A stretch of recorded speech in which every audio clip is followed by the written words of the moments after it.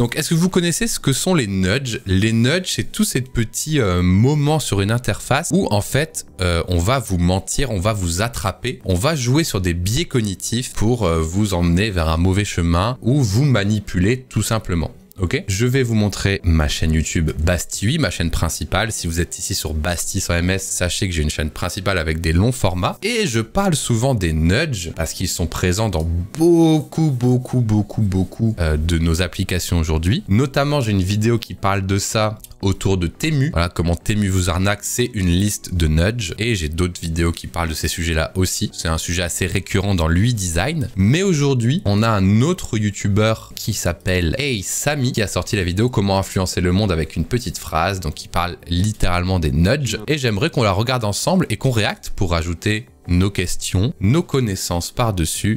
Voilà. Et c'est parti. Comment influencer le monde avec une petite phrase. Est-ce que les nudges, c'est les nouveaux noms des dark patterns? Non, c'est pas la même chose. Alors, différence entre nudge et dark pattern. Un dark pattern, c'est une interface qui est volontairement mal faite pour t'emmener vers un mauvais chemin. Le bouton j'accepte, il est gros et visible. Refuser, il est tout petit et gris clair. Voilà. Un nudge, c'est différent, c'est, je vais pas spoiler la vidéo, mais c'est par exemple, dépêchez-vous d'acheter, il n'en reste plus qu'un en stock, ou des choses comme ça, tu vois. Donc c'est plus, pour te dire le mot nudge, c'est un bait, tu vois. C'est, n'allez surtout pas à droite avec une flèche, et tu vas à droite, tu vois. Imaginez un instant, je vous prie. Vous partez la semaine prochaine en week-end, et vous n'avez toujours pas loué votre nuit. Il est tard le soir et il faut choisir. Par habitude, vous décidez de consulter le site booking.com, parce que vous les connaissez bien, mais aussi parce que vous avez vu la publicité. Encore et encore et encore. Booking.yeah. En consultant les offres, vous tombez sur un hôtel, pas très cher, et qui remplit une grande partie de vos critères. Vous vous dites que vous allez en regarder plusieurs, mais vous avez le malheur de descendre plus bas sur la fiche produit et de lire « Il ne reste qu'une seule offre à ce prix ». Cette simple phrase résonne comme un coup de massue dans votre crâne. Vous commencez par vous dire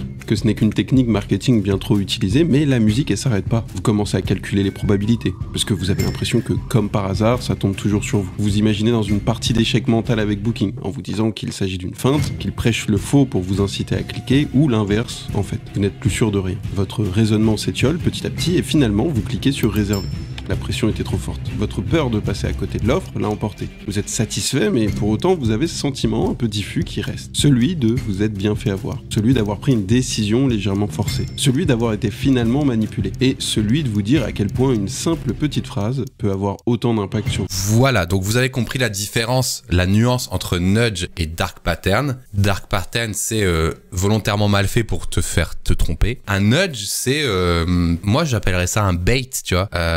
Et c'est utilisé pas que dans le web, ça va être utilisé aussi dans les commerces, dans la vraie vie, etc. Dans un marché. 2 pour le prix d'un, si vous en achetez un, vous avez ça en plus. Enfin, globalement, dans le marketing, plus que dans le web design, les nudges, d'accord? C'est des appâts, c'est des baits, voilà. 10 personnes consultent cette page en même temps, etc., etc. Amazon fait ça aussi, attention, les prix sont valables que 4 heures. Oui, bien sûr. Si j'ai bien compris, c'est ce que Dyson a réussi à faire en réussissant à vendre des aspis à 1000 € depuis le début de sa carrière. Alors, je pense pas, je dirais même non. Ça, c'est plus du marketing.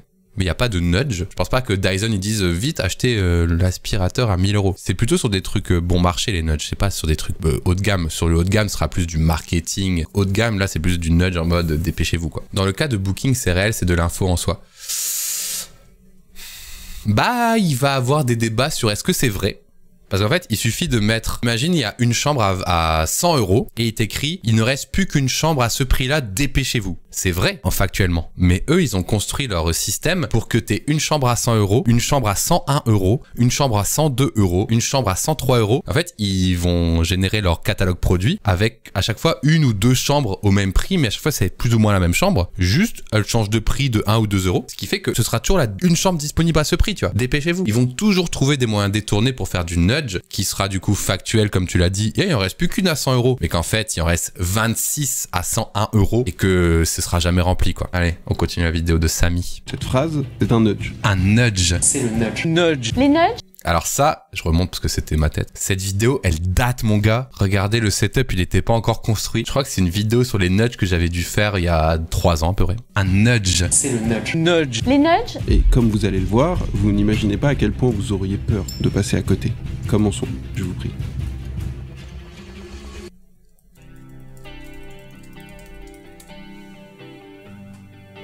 Le fromage. Les Jones, pourquoi il y a ça? Qu'est-ce que ça Est-ce fout là? que vous connaissez les Jones? Oui. Pas eux, hein. Je parle de la famille Jones. Le film de Derek Bort, sorti en 2010. L'histoire, elle est assez simple. Une famille composée de Steve, Kate et leurs 2 enfants emménagent dans une banlieue chic aux États-Unis. La banlieue n'a pas Vous connaissez le film Les Jones ou pas? Moi non, je connais pas.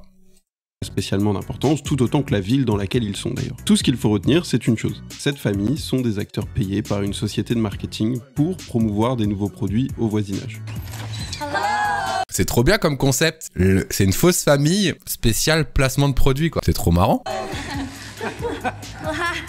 Les Jones, ils sont beaux, les Jones, ils sont bien élevés, et les Jones, ils sont riches. Mais surtout, les Jones ont toujours le dernier produit à la mode. Les influences. Des bijoux ou des vêtements pour la mère, des clubs Mais c'est littéralement les influenceurs dans la vraie vie, c'est du génie. Ça date de quand ce film? de golf pour le mari, des Nintendo DS pour le fils ou du maquillage pour la fille. Bref, C'est du génie, mais personne le ferait à l'échelle d'un quartier. Parce que vraiment, l'investissement pour juste un pâté de maison est énorme. les Jones sont des publicités ambulantes dont le seul but est d'augmenter les ventes des marques avec qui ils travaillent dans leur zone de chalandise, c'est-à-dire cette ville. Si le film est globalement moyen, réalisé par un réalisateur qui fait des films globalement moyens, il est tout de même intéressant de savoir d'où vient Derek Bort. De la publicité. De sa propre agence. Dommage, le film est nul. Mais surtout, il est intéressant de savoir d'où lui vient l'idée de ce film. Connaissez-vous l'expression « suivre le rythme des Jones » ? Sûrement pas, étant donné qu'il s'agit plutôt d'une expression anglophone, américaine pour être plus précis. L'expression provient d'une bande dessinée créée en 1913, Keeping Up with the Jones. À ne pas confondre avec un film très moyen sorti en 2016, ni avec la série du même nom sortie en 2021. Bref, cette bande dessinée, créée par Arthur Mormand, avait pour but de parodier la vie domestique américaine des classes aisées. On suit la famille McGuinness qui cherche absolument à imiter ses voisins, les Jones. Jones qui, au passage, n'apparaissent jamais dans la bande dessinée. Les Jones achètent leurs œufs chez le dernier commerçant à la mode, Monsieur McGuinness doit y aller. Les Jones ont les plus beaux vêtements qui viennent de sortir, Monsieur McGuinness doit aller les acheter. Cette BD est donc, vous l'aurez compris, une critique des milieux bourgeois américains de l'époque, dont le dessinateur faisait lui-même partie dans leur consommation ostentatoire, qu'on appelle l'effet Veblen aujourd'hui, mais aussi sert à pointer du doigt l'acte de consommer comme symbole d'un statut socio-économique. La famille McGuinness, cherchant en permanence à s'aligner au niveau des Jones, toujours plus riches, toujours plus beaux et toujours meilleurs qu'eux dans leur consommation. Bref, il y a comme un léger goût d'avoir peur de rater quelque chose, de passer à côté de quelque chose.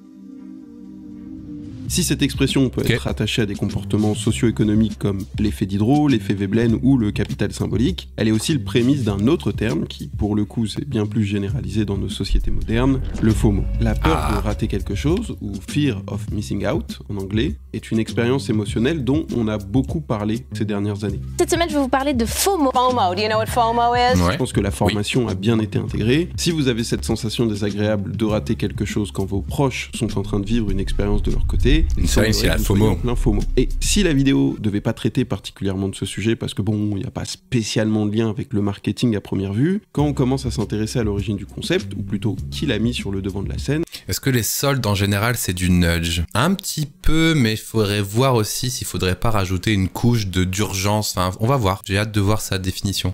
Ça devient tout de suite très drôle. Car FOMO des si lives on de peut Baptiste, s'attendre c'est normal. à avoir un psychologue ou un sociologue derrière ce terme, de longues études de terrain avec un effort fait pour éviter au maximum les biais, il se trouve qu'il s'agit très simplement d'un article écrit par, roulement de tambour, des marketeurs. Et comble de l'ironie, on fait remonter le terme à un article d'un certain Patrick J. McGuinness, Ah bah super. 2004, qui n'a absolument... Là, il vient de nous dire dans le plus grand des calmes que c'est un marketeur qui a inventé et diffusé le concept de FOMO. J'avais oublié cette info. rien à voir avec la bande dessinée. Un étudiant de la Harvard Business School. Oui, t'as honnête. Je pense que vrai, c'est pas mal ta définition. Est-ce qu'un nudge, c'est seulement si c'est faux? Peut-être bien, parce que du coup, ce serait mensonger. Ouais. 2004, qui n'a absolument rien à voir avec la bande dessinée. Un étudiant de la Harvard Business School, une école de commerce quoi, qui écrivait dans le magazine de l'école. En clair, ce terme provient d'un étudiant qui raconte son expérience dans des soirées étudiantes et son anxiété à en manquer ne serait-ce qu'une seule. Et pour faire classe, il le décrit, son sentiment, comme un acronyme. Parce que McGuinness, il fait du marketing et qu'on adore faire ça en marketing. marketing. Mais ce qui est encore plus drôle dans cette histoire, c'est que les faits auraient été d'abord décrits par un certain Dr Dan Herman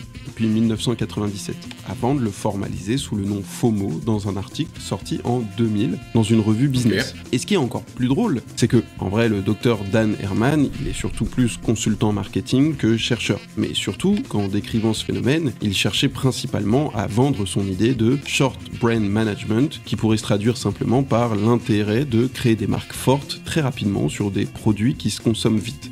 Ok, donc le FOMO, ça a juste été, on va dire, marketé pour ensuite vendre des pubs qui contournent le FOMO des gens, quoi. Film, par exemple. You're gonna do some damage in this town. Et ce qui est encore plus drôle, parce que jamais 203, j'imagine, c'est que le mot FOMO est surtout devenu une petite guerre de propriété intellectuelle aux alentours des années 2014. McGuinness ayant décidé de le déposer après avoir découvert, via un article du Boston Journal, que le terme s'était répandu petit à petit, comme un meme sur Internet, pour décrire ce sentiment de passer à côté de quelque chose. Et c'est à ce moment-là que pendant 4 ans, avec le bon vieux Dan Herman, ils ont... Les marketeurs, c'est des psys maléfiques, c'est ça. C'est des psys qui ont mal tourné, quoi. On cherchait à obtenir la propriété du terme, dark. au point même où notre docteur a créé un institut bidon, le FOMO Authority.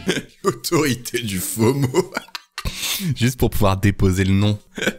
Quel sale fou. Au point même où notre docteur a créé un institut bidon, le FOMO Authority Institute, pour garder la paternité. Bref, la guerre a été tout de même gagnée par Patrick, qui depuis vous met du FOMO sur des casquettes ou des NFT. Quant à Herman, il... FOMO sapiens, mais qu'il aille se faire foutre. Par Patrick, qui depuis vous met du FOMO sur des casquettes. Qu'il aille se faire enculer. Qu'il aille se faire enculer d'avoir fait des goodies, putain de merde. FOMO sapiens, mais qu'il aille se faire foutre, ce marketeur de merde.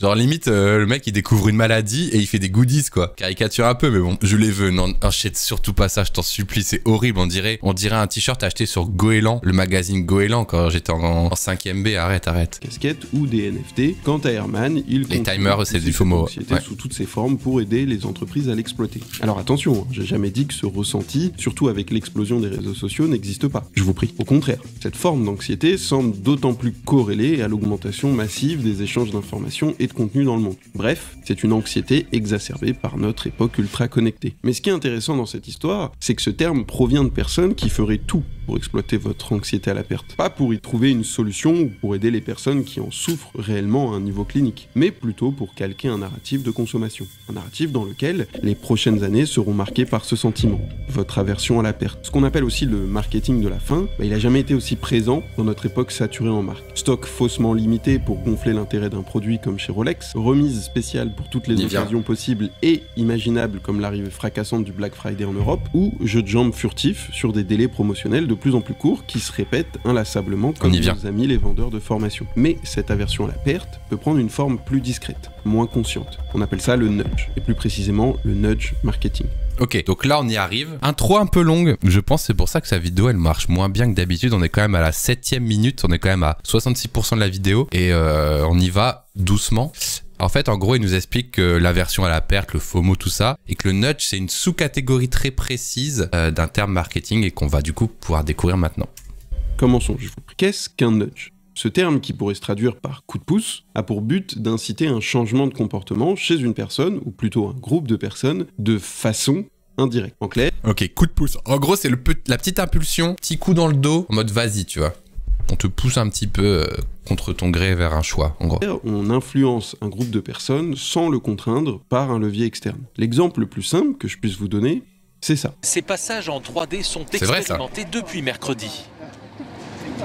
Objectif, faire ralentir les automobilistes et les cyclistes pour permettre aux piétons de traverser la route en toute sécurité.